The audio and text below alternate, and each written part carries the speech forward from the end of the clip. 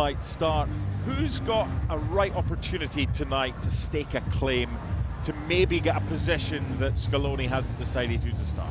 Lautaro Martinez, who did not have a great World Cup in Qatar. He was carrying an ankle injury, was dropped from the team after the Saudi Arabia game. Let's not forget that they lost the first game of that World Cup back in 2022.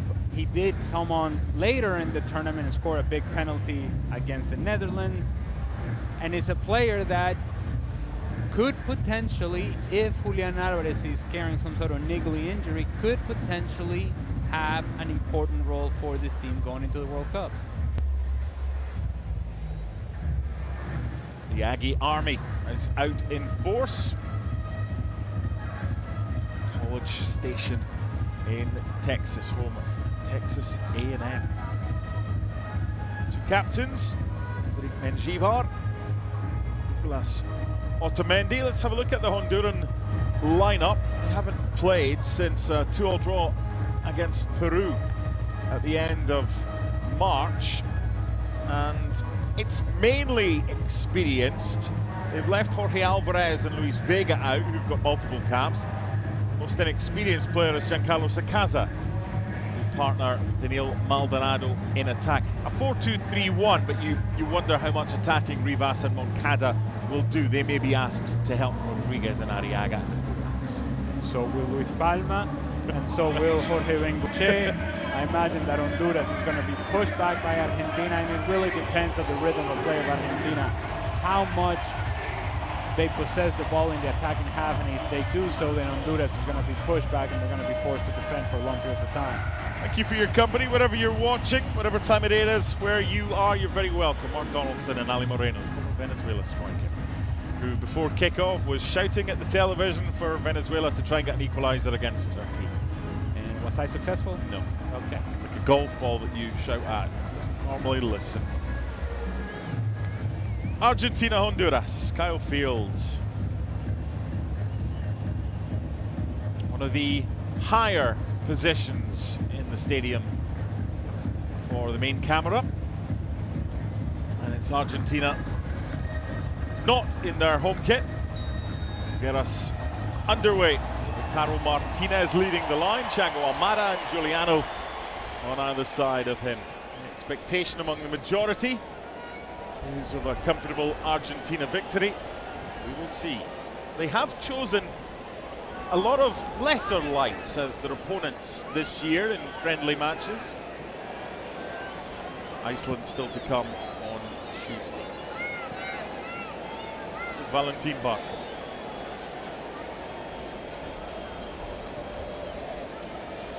Comfortable winners in the qualifying table. Argentina,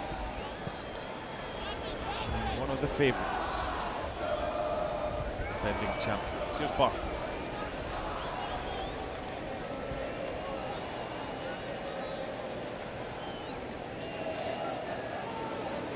Otamendi captaining the side, playing alongside Lisandro Martinez. Cristian Romero's on the bench. Argentina trying to get a shot on target before Honduras had a touch of the ball, but that's now changed with Christopher Melendez picking that one clear.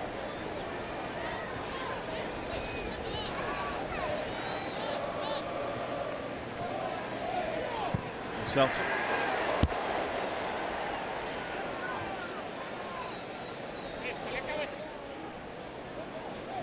.83 degrees at kickoff.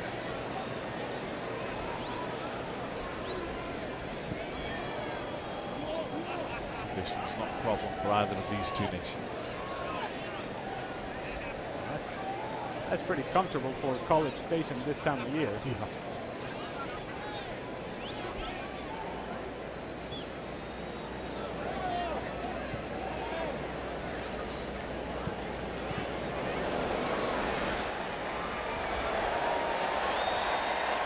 There's a fair few Hondurans in attendance as well.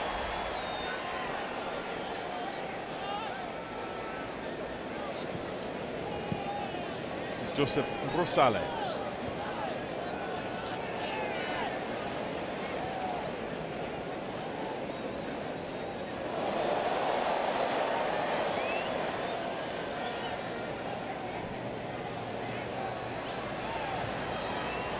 One back by Honduras with Edwin Rodriguez. Through ball looking for Derek Moncada, just too much. And a first touch for Juan Musso.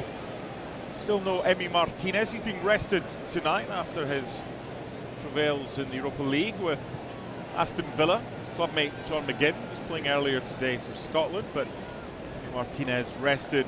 Juan Musso gets the nod. That's one player, Juan Musso, who will not be starting against Algeria. It will be Emiliano Martinez. Well, indeed. There's a few subs for Argentina today who are not going to be in the squad of 26, but they might get a run out tonight.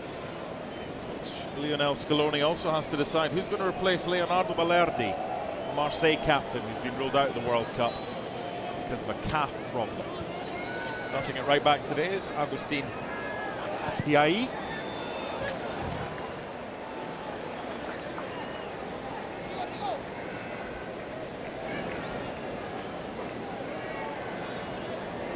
Their coach was the Spanish #1 goalkeeper in the Euros in 2000, Jose Molina. Lo Celso bypasses Barco. Switch by Almada. Caliafico. Out by Arriaga.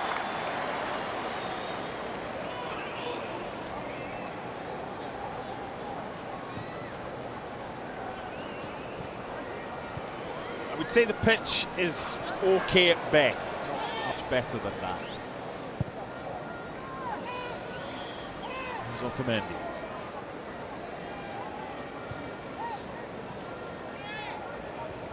Chivar.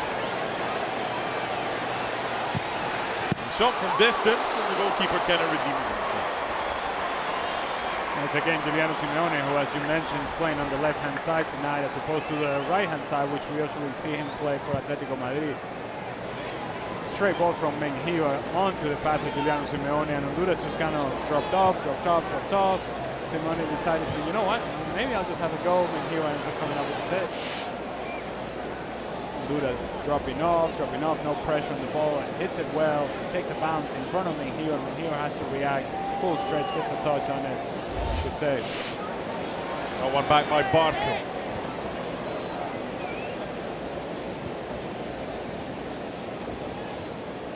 Sandro. Thread the needle there, Barco. There he is. Hey. So I'm going to guess the stadium is seeing what we're seeing. Yep. Unless Palomo is deciding to take a bow.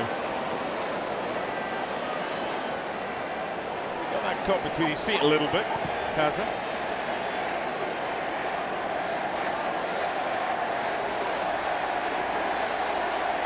Nicely done. Thank you, check. Celso for Giuliano. His pass doesn't get to its intended target. Again, he's heavily involved. Now, they can be a very competitive team without Lionel Messi. But with Messi playing at his best, even at this point in his career, he can still give you that moment, the special sauce, the special moment of magic that can open something up for you in the latter stages of the competition. What you need to have from Argentina is that nucleus of players, that core group of players that works around Lionel Messi is willing and able to put that same amount of work rate that they did in Qatar. If they're able to do that, Argentina will have every opportunity to win this competition. Comfortable good for Argentina, which then should make it a comfortable minutes for Lionel Messi. Giuliano. And the diving header from Lautaro is well clutched by Mengíbar.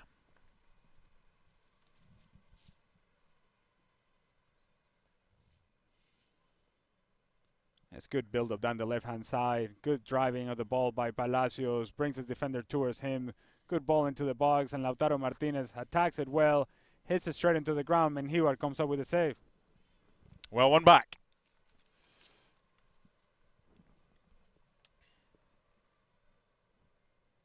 Rosales. Rivas. Good pressure by Hiai.